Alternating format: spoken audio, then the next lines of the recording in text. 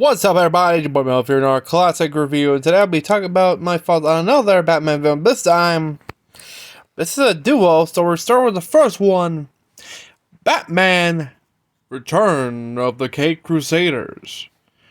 Released back in October 6th of 2016, and this is based on the 1960s Batman TV series with film stars the voice of Adam West, Burt Ward, and Julie Newmar reprising their role as Batman, Robin, and Catwoman from the series. Before we begin, did you subscribe? Did you hit the bell? If so, well, time to go back to the old campy style of the 60s and do the psychedelic Batman dance because, oh boy, this is going to be one hell of a groovy time. So, Batman Return of the Caped Crusader, based on the 60s Batman series, which, in the film, Batman and Robin set out to defeat the Joker, the Penguin, and the Riddler and Catwoman, who have teamed up. Matters are further complicated when Batman gradually becomes more hostile.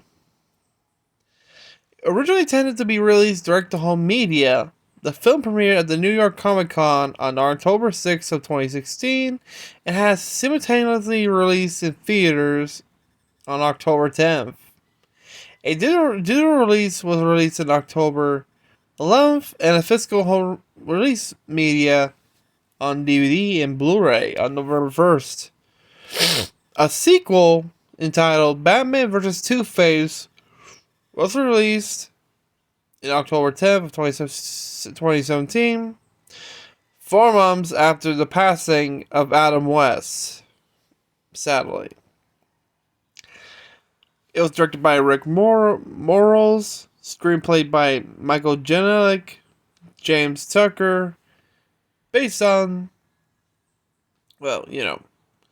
produced by Michael Janek, Benjamin Melniker, Sam Register, James Tucker, Michael Uslan, and also narrated by Jeff Bergen, edited by Christopher D. Lozinski, music by Christopher Carter, Michael McCuistion, Lolita Rittman again, and also distributed by Warner Bros. Pictures, with a running time of 78 minutes, and a budget of the box office of, wow, 57,000. Well, it's a limited premiere, so of course it'll be different.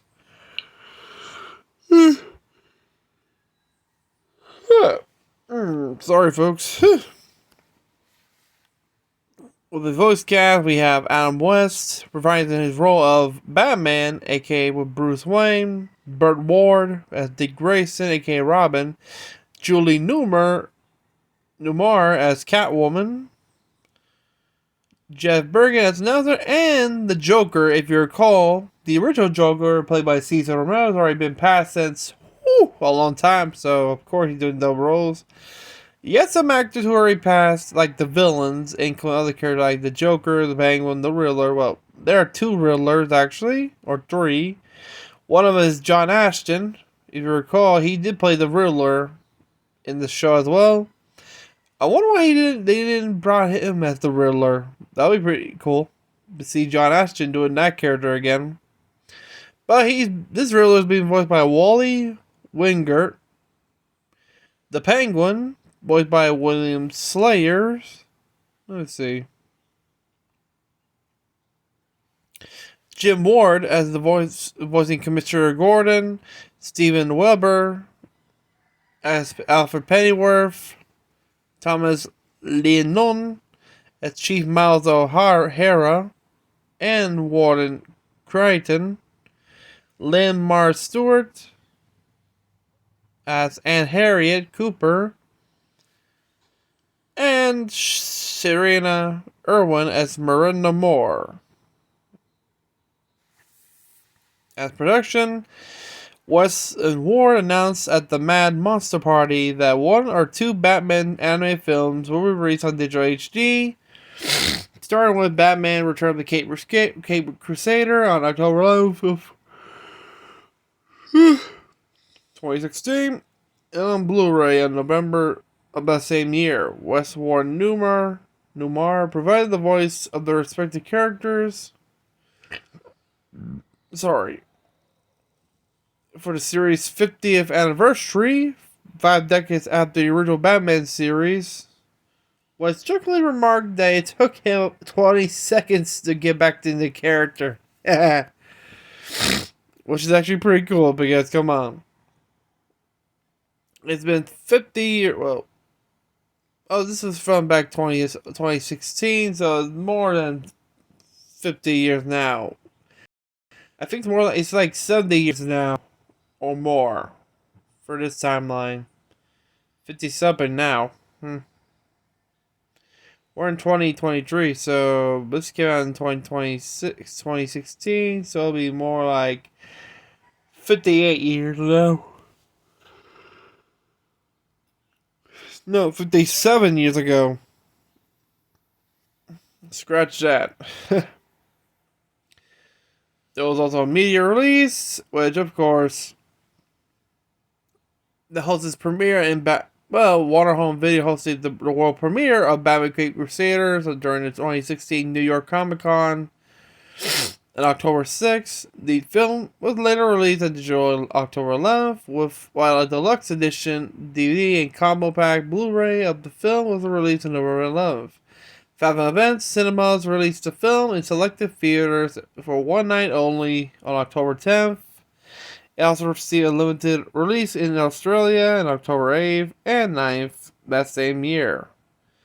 The movie released on DVD and Blu-ray in Australia on November 28th. The critical reception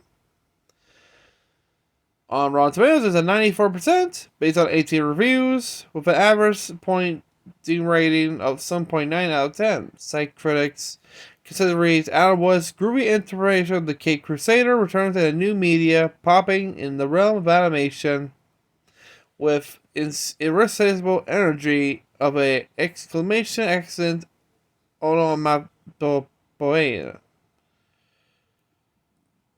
Dave Robinson of the outlet Crash Landing award the film 3 out of 5 stars, citing its success in capturing the iconic 60s television show, but failing to be a cinematic quality expected of an animated feature film. Well, you idiots, it was direct to home media. What do you expect? It is one time only. Oh boy. Scott Mendelson of Forbes gave the film 7 out of 10, writing, I wish the film delved a little deeper into the subtext, but what's there is enjoyable and entertaining. Michelle Jaworski of the Daily Dot wrote the film was not a continuation of the TV series that first brought Batman to our screens 50 years ago, nor the DC series, which occurs in the same universe, but embodies the spirit that made the series so endearing over the years. Rainier Shortfield of the Common Sense Media gave the film a 3 out of 5 stars. The campy, dynamic, and also self-aware Batman of the 60s television series has returned to delight old fans and inspire new ones with Adam West and Burt Ward along with a fast-moving ride. As for the revenue, the film distributed at number 17 on the New York MPD Video Scan First Alert sales chart and number 11 on the Blu-ray disc sales chart in its first week. As of August 2017, it has earned over 1.1 million from domestic home video sales. As for sequels and spin-offs, the sequel titled Batman vs. Two-Face was released in 2017 with William Shatner. If you don't know him, you're talking about Captain Kirk of the USS Enterprise, voicing the role of Two-Face as the main antagonist, along with Burt Ward and Julie Newmar reprised the role as Robin Catwoman. On June 9th, Batman's voice actor Adam West died from leukemia. According to Bling Cool, Adam West and Shatner recorded their lines separately with West finishing his lines by October of 2016, sadly. Which is, that film was dedicated to him after his passing.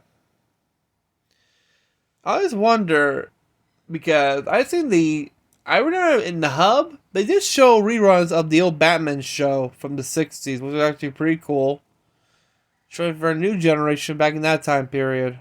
Around 20... I think it was when I was in high school. In the Hub, they show like reruns of the old Batman show. Like in Boomerang, they did the same by showing the old shows like the Munsters and the Addams Family. Both the black and white and the cartoon series during October. Same thing. It's kind of pity, but like, imagine if Adam West did appear in the TV show as Two-Face. He had to wear the makeup. If you've seen the sequel, the Batman vs. Two-Face, imagine he has one face green, the other him combing his hair. I wonder how he likes the makeup. That would be pretty cool. And if you've seen the series, I'm not going to talk about it now. I'm going to talk about it tomorrow. So you might notice what he looks like. He looks like another series which relatable to Gene Roddenberry. And here's the thing. After the success of Batman the Caped Crusader, Warner Bros. Stated the executives also considered making an animated film based on the classic 70s Wonder Woman TV series with actress Linda Carter reprising her role as Wonder Woman, which is a possible spin-off of Wonder Woman. Well, yeah, because this would be pretty interesting because I kind of wish they done this a little bit more early, like in 2015.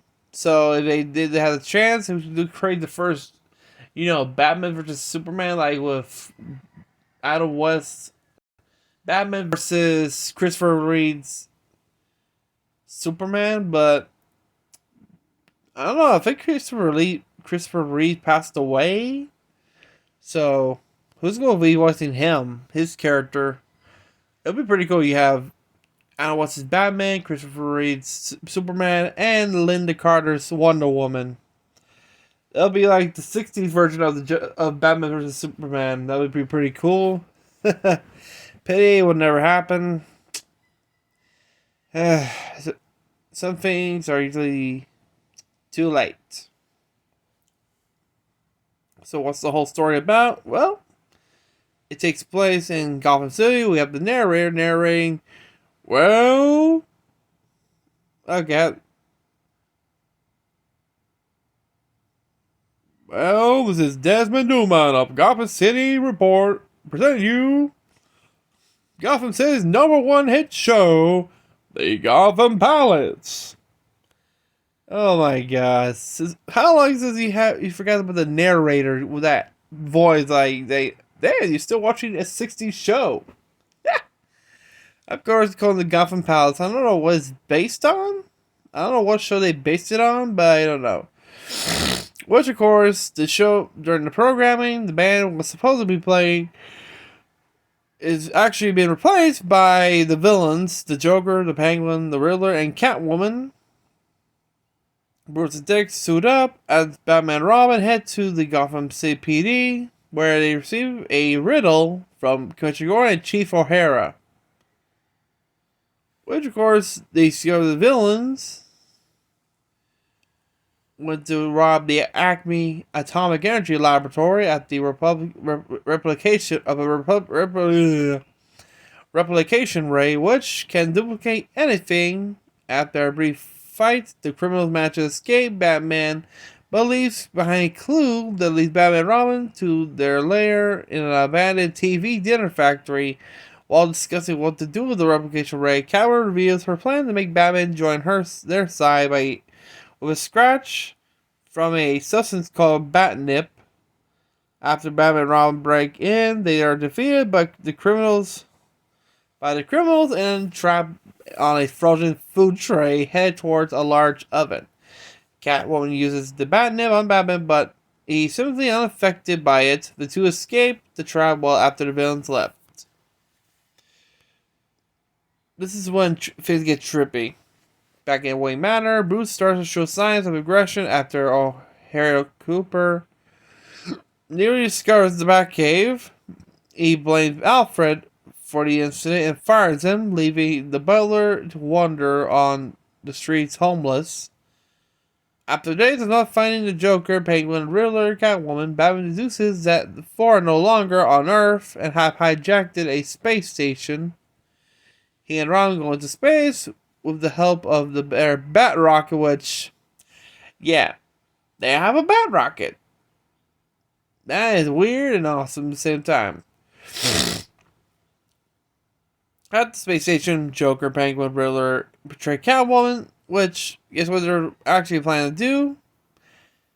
They want to clone the Earth and have their own separate Earth to rule. Unfortunately, at the station, Joker, Penguin, Riddler betrayed Catwoman and they almost ejected her in space. Distressing her due to her feelings for Batman, why not? They try to throw her out of space, but she was rescued by Batman and Robin, and all aids with them defeating their former allies for revenge. And Batman savagely beats the three of them up with a brass knuckle. I'm not joking. And you see all three were like, whoa, is Batman going nuts? Yeah. They manage to recover the replication ray, but Catwoman escapes in an escape pod in the process. After a mission, Dick expresses concern towards Batman's increasingly hostile behavior. Bruce ejects Dick from the house and takes a break from being Batman, resulting in a crime spree in Gotham City. A few weeks later, he uses the replication ray and clones himself to take over the government.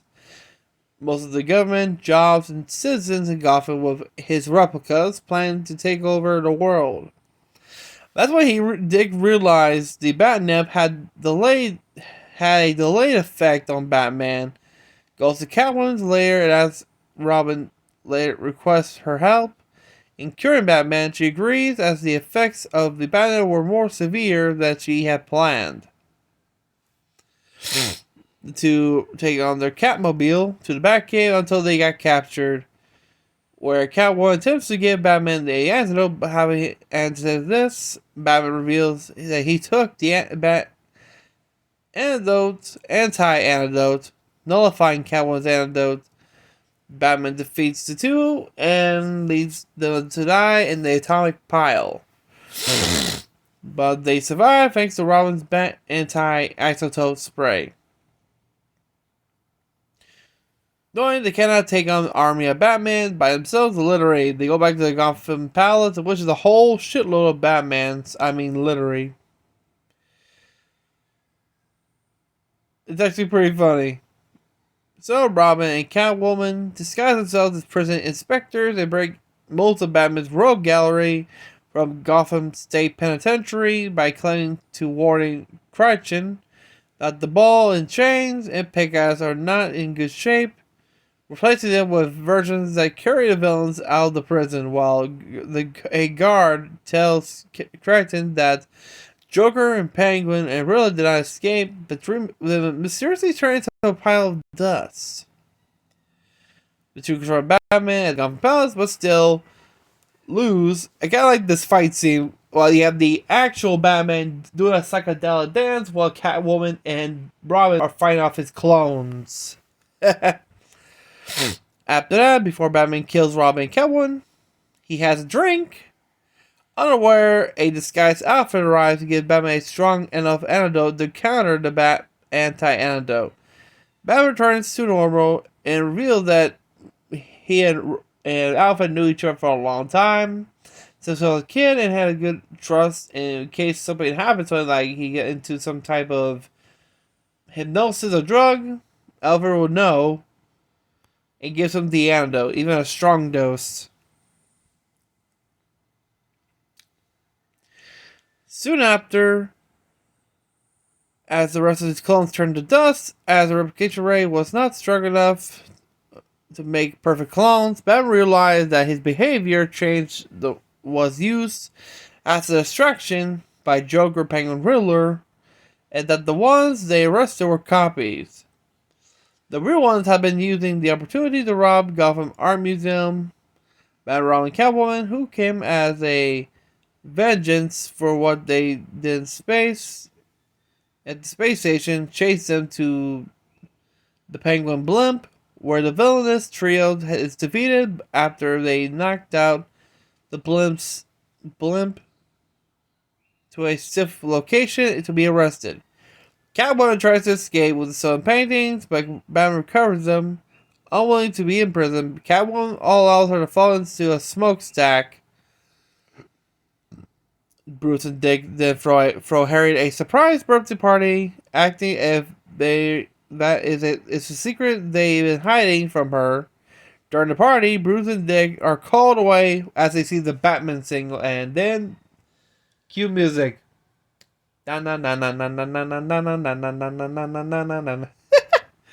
Sorry, yeah, you gotta like the ending credit, which have both of them do the psychedelic dance. Everybody dancing. You got Batman dancing, Burt Ward, Robin, Catwoman, Alfred, and Harriet. Everybody dancing, doing the psychedelic bat dance from the 60s.